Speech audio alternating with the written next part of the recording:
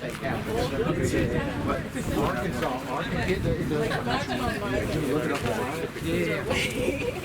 all pretty much look the same. Okay. Well, It's an individualized free state. yeah, but they would like gifts, like little. Hey, take a, you gotta go right, y'all. And then, well, they never go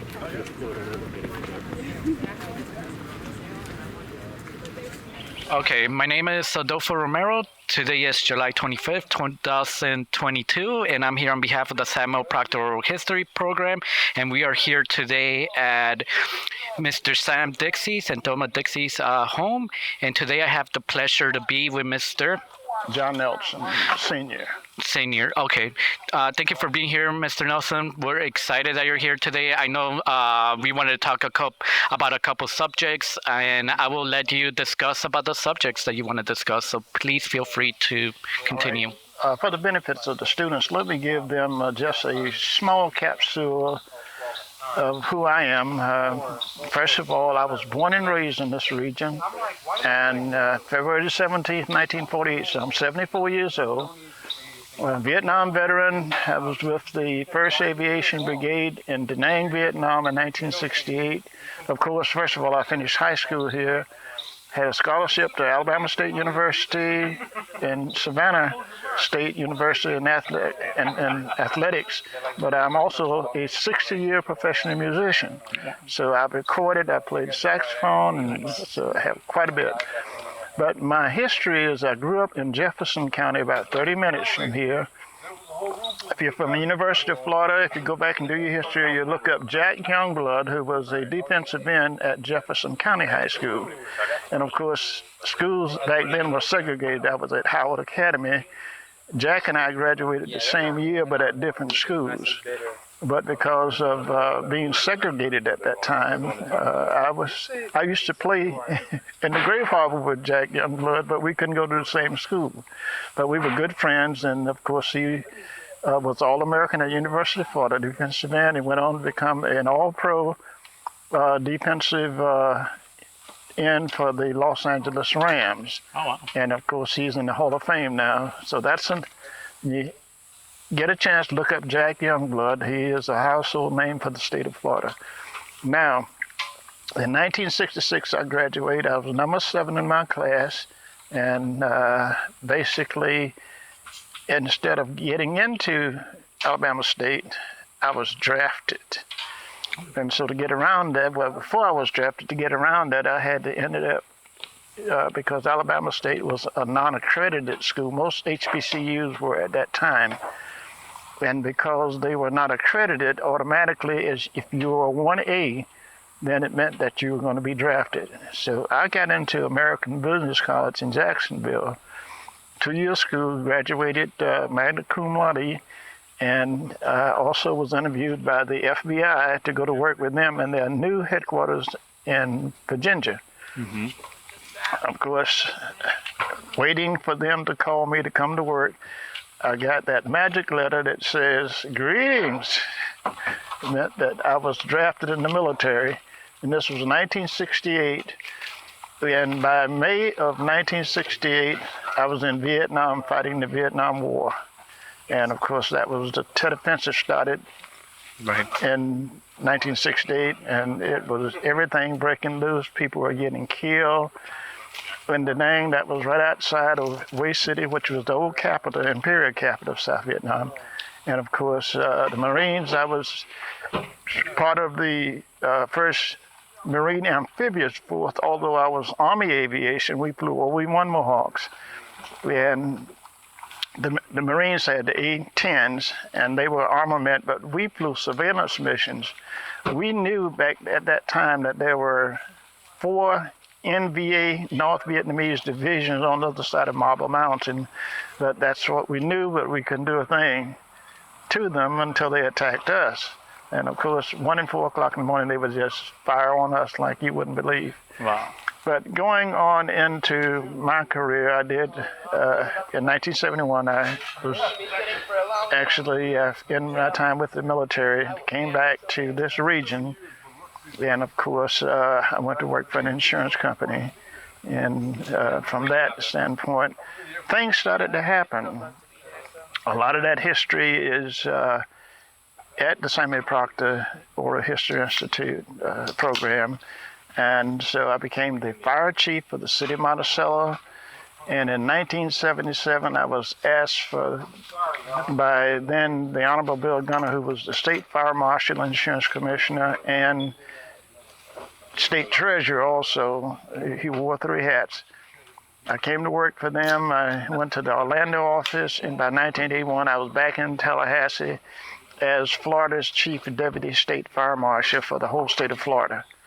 And of course, a lot of history was made there because I was the first African American to hold that position.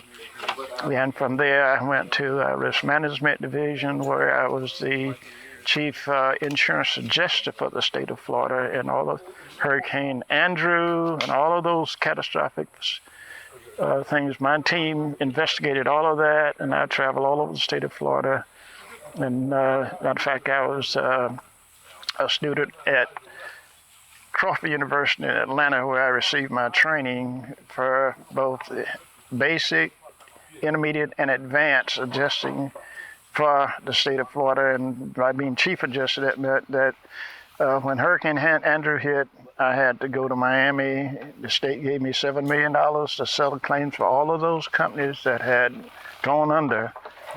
They were liquidated, and of course, I paid $7 million until it ran out, and after that.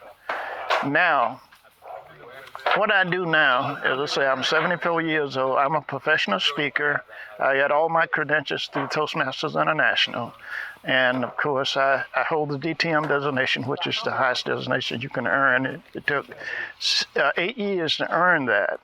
Wow. And so what I do now is I just travel all over the state of Florida speaking. I've spoken at University of Florida when, I think 3 years ago, we had a multiple thing there with people talking about history and military, because I'm ex-military. I gave all of the history of the origin of the military from its first war up until where we are now. I do have a granddaughter that was in Afghanistan. She was the first lieutenant, Afghanistan and Iraq. And of course, as I said, I'm a Vietnam veteran and saw some horrific things, some things that you don't want to even talk about. But I can tell you what, I ran for my life, and I'm here today. I have disabilities. I am a partially disabled Vietnam veteran. And, but here's what I do now. Because of my involvement, I'm a county commissioner, chair of the board for 4 years, from 2010 until 2014. And of course, where did I get my training? University of Florida. I graduated, took 3 years to get that advanced training, where it's a specialized program for political officials. You can go into the what we call the basic training program at the University of Florida. It's sponsored through the IFIS at the University of Florida. When you complete that, then you go into the intermediate program, and then the third year, you get the opportunity to go into what we call the advanced leadership. These are people who are going to occupy positions as chair of the Board of County Commissions, or as if you're in the city, that's a different program. I don't think University of Florida has that, but I know the county commissioners. And I graduated from in 1981. The current mayor of the city of Tallahassee was one of my classmates. The former chair of the of Broward County was a graduate. 4 of us met those top qualifications and those top leadership positions, so we stay in contact with one another. But what that third year does at the University of Florida, it teaches you to be able to govern at the local level and coordinate with state level people when what we call in doing the really challenging time. And you have to excuse me because my I had fallen, got these dentures I've got to. But what it does is it gets into the primary part of managing and governing in turbulent times like we have now.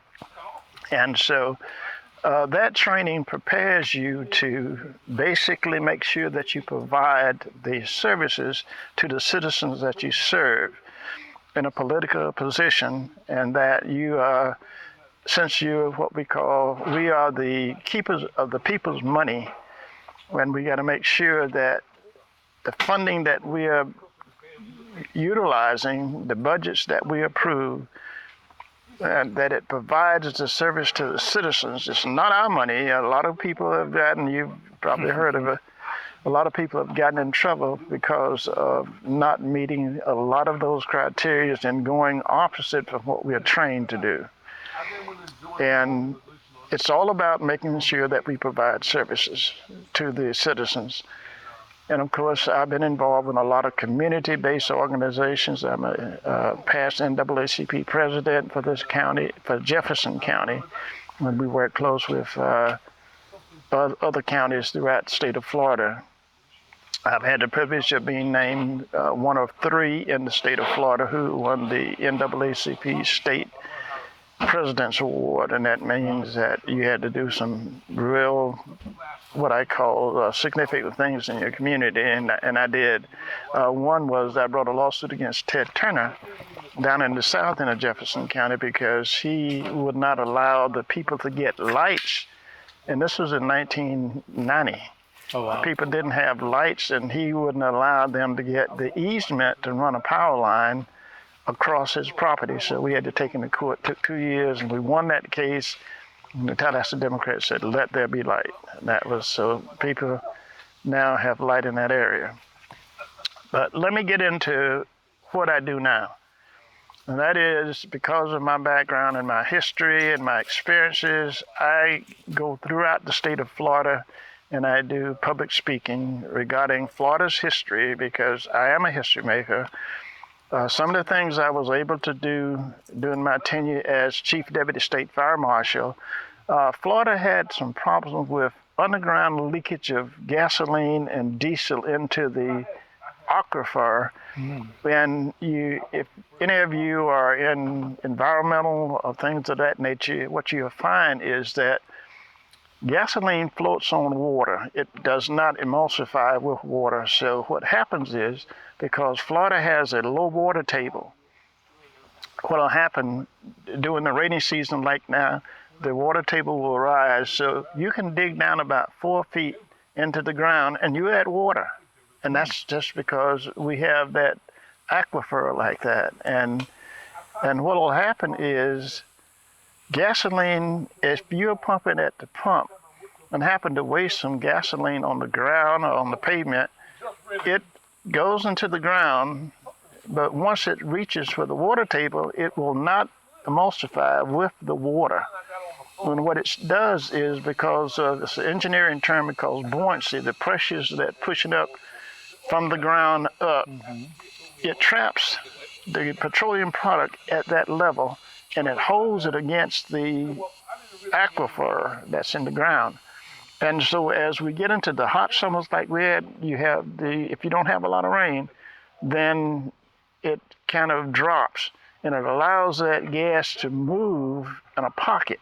Okay. And so what happens then is that once it's into the aquifer, 1 gallon of gasoline can contaminate 1 million gallons of water. Wow. A good example, Bellevue in Marion County was a case that I investigated back in 1983. Nobody knew, not even the Department of Environmental Protection in the state of Florida knew how to do that. So I was able to get with John Ainley with the American Petroleum Institute, and there was something called a MS explosimeter. It's a little box like this, and you take a probe rod and you go about 4 feet in the ground, and then you drop that sampling tube and you sniff the vapor in the ground, and that gives you an explosive level on that MSA explosimeter. And so let's example that if I probe down about 4 feet and drop down and took a sample, you get 100%. It meant that you got a very explosive product into the ground. And so I would plot that to where it starts at whatever the highest percentage. You go in all directions until you get 0. Okay. And once you get that, that's where your gas is. And so we knew that it was there. The question is, how do you get it out of the ground? Well, we found a company in Dade County that could come up and they would put a sampling thing down. They would dig down with a non-ferrous bit that meant that you couldn't create friction, so you couldn't get an explosion. Okay. And what happened was, if you drill down to where your water table, it means you were there with your gasoline, so you drop that sump tank down there, and it had a ability to separate the flammable product or the petroleum product from the water. And you pumped it into about a 5,000 to 10,000 gallon tank. And what happens is that you pump the flammable stuff in one tank and the water in the other. And that's the way that you, but the other thing you had to do is that you had to dig that soil up, because that soil was contaminated. So any water got into that, it could affect your drinking water.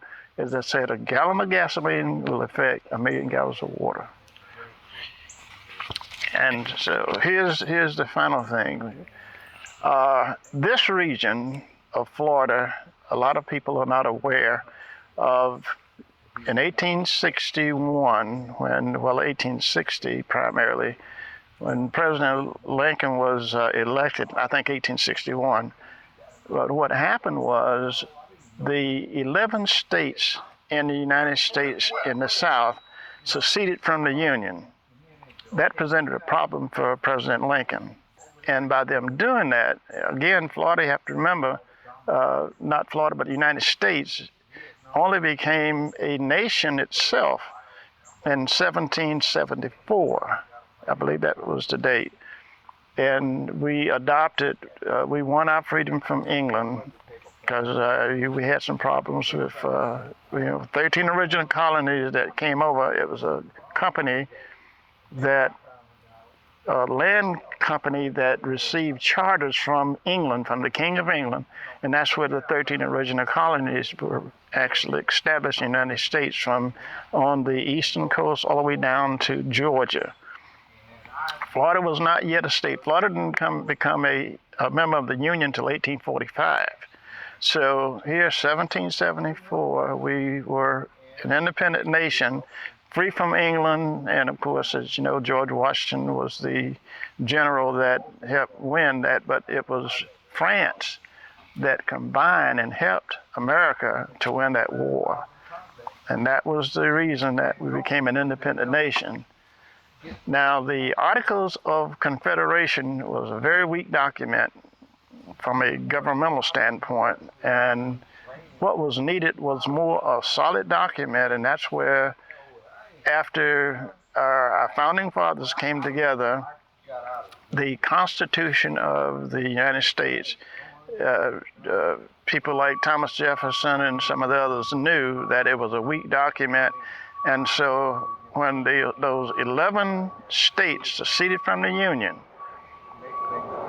President Abraham Lincoln knew that if you had a divided state, a divided nation, just like the old cliche says, together we stand and divided we fall. So we were already in Florida. Spain was already here. That's who occupied Florida, Florida again. And then there was a fight between Spain and France, because in Jacksonville, France established a living facility in Jacksonville. Spain was right there in St. Augustine. They had Fort Mose. It's a Spanish term. And so within 2 days, the Spanish wiped out the French people, because you have to remember, France had Louisiana. And so all of that, it was a Western expansion when you go back to history. Western expansion, people, Portugal, Spain, all of those folks were looking for means to be able to have land and possess land. So what happened, and right after the Confederate States became a separate entity in the United States, you had like two nations in the United States, and that couldn't exist, because if that had happened, then we would have been very vulnerable to France, England, and everybody else who wanted America. And so what happened primarily was that there was Portugal that was right next to France. And Portugal, there was a guy that was a prince, Prince Henry the Navigator, got wind of what was in Africa. So he sailed a ship to Africa, and that's where he to Ghana, and he basically brought slaves, and that's where the slave trade started. And why it started there? Because sugarcane was one of the chief products that were going on. Well, cane, we call it cane, but people call it sugar cane. Well, you have to remember, on the area up around England, then when you come to the West Indies, that's where you get those large sugarcane crops. So they needed labor. And of course, Henry the Navigator captured slaves out of Ghana, sailed, and came into the West Indies, and they made a fortune on growing cane, and that's why they produce sugar. So South Florida and the West Indies, those areas, right even today, down in, we call it the Muck, that area down there. Belgrade, I think. Belgrade. US Sugar is one of the largest corporations down there, and so they make a fortune every year of producing the majority of the nation's sugar. And so that's what started your slave trade. And of course, cotton in this region, you had 5 contiguous counties: Jackson, Leon, Gadsden, Jefferson, and Madison. America in 1861 had about 144,000 people living. Believe it or not, slaves, African Americans, made up almost 44% of that population. They were all in this region. What year was this around? About 1861. 1860s, okay. And yeah, about the 1860s. And so President Lincoln said, well, I can't have this. If I'm going to preside over a nation, I can't have 11 Confederate states saying that we're Confederate States of America going against, here I'm the president, and going against the orders that I put out. And of course, January 1, 1863 is when President Lincoln signed the Emancipation Proclamation. Now, here's the catcher. The southern states, the Confederate States of America, said that he doesn't tell us what to do. We're a separate nation. And so what happened was, the message got out about the freeing of slaves because the president had signed the order. Our governor, John Milton, in 1861 said, I will never bow to an order from President Lincoln. We're the Confederate States. Jefferson Davis is our president. And so it took 2 years until 1863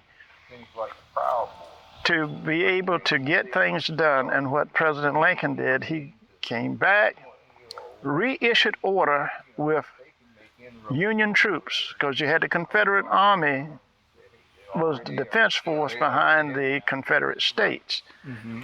And so what had to happen was President Lincoln had to commission generals to go into those 11 states. Now, I have to remember, the first state to become a Confederate state was South Carolina, then Mississippi was second, Florida was third. In 1861, Florida became a member of the Confederate States of America. And so President Lincoln commissioned generals, Brigadier General Ed McCook, and 2,000 Union troops start coming towards Florida. You have to remember back then, travel wasn't like a car or nothing. So the order was signed in 1863, but it took to 1865 to get troops into this region. Of course, the Civil War was still going on. You had the Battle of Olustee near Jacksonville, the Battle of Natural Bridge right down here. So what had to happen is that those governors, those southern states, had to be we had to win battles. And here in Tallahassee, when General McCook came in, since John Milton said that I will never obey an order from President Lincoln. And what he did was he abandoned the office here in Tallahassee as governor. He had a third largest plantation in Mariana, which is about an hour and a half from here. So instead of answering to that, he knew he was at a disadvantage when the Union troops defeated the Confederate Army at Olustee. And of course, they got as far, they never did go Pensacola, they got as far as Natural Bridge, which is down in Wakulla County. And what happened from that perspective is that Governor Milton knew that he had to actually give it up, obey the order, because the Union troops were given an order. If they didn't, they were going to defeat the Confederate Army. Right. And so when John Milton went to Mariana and committed suicide, the Confederate troops in Tallahassee and the surrounding area didn't have any choice. They just gave up. So on May the 20th, and this is a very important date, not June 19th, and I'll talk about that in a few minutes. May the 20th, when General McCook came into Tallahassee, he first went to the governor's office on the 10th of May. The governor had already committed suicide, and he had got the word because he had left a person in charge. And so he actually turned toward the Confederate generals that was over the Confederate Army, and that's when they gave up, surrendered. And so on May the 20th, right here in Tallahassee, General McCook read the Emancipation Proclamation order from President Lincoln on the steps of the Knott House, which is still standing here in Tallahassee. And so slaves and black folk who were indentured servitude people were free on May the 20th, 1865. And of course, Tallahassee had a celebration in what we call up on Highway 27. There's a place called Bull Point. It's Lake Ella now. Okay. Black folks came into town. They got into the water. They had a celebration and all that. So Florida received its emancipation on May the 20th, 1865. And recently, I had to testify before the Senate subcommittee who introduced a bill to get Juneteenth as the official holiday. Oh, wow. Now, Okay.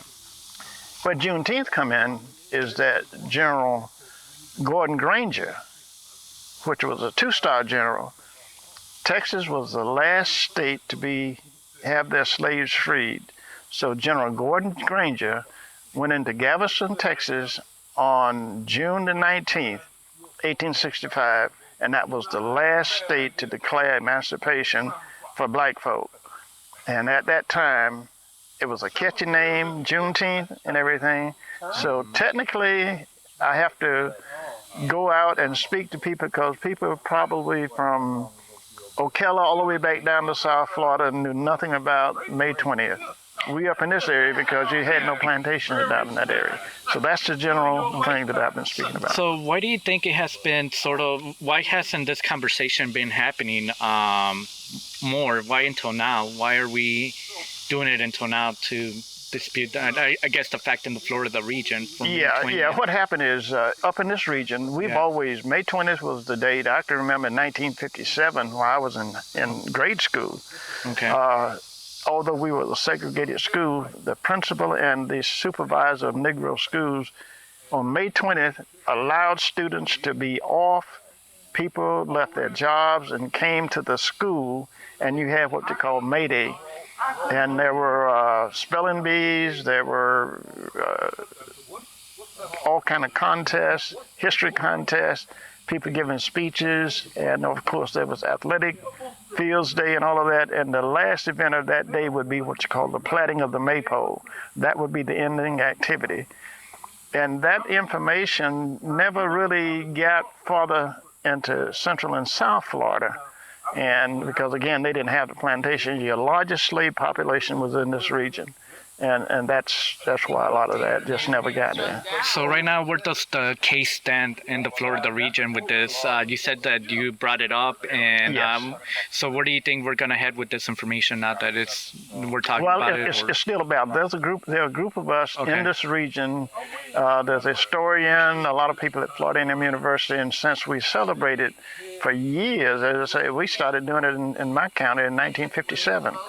And we continued to do that. Even when I was NAAHP president, we had a parade downtown. The schools, we were the only county in this region that closed the schools for students on that day so they can participate. And we still do that. But when the senator that introduced that bill is from Orange County, and Randolph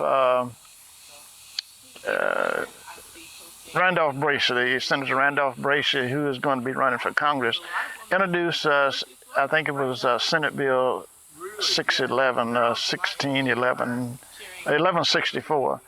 And so myself and several other people testified against the legislature to not allow that bill to go in because Florida technically should be May 20th.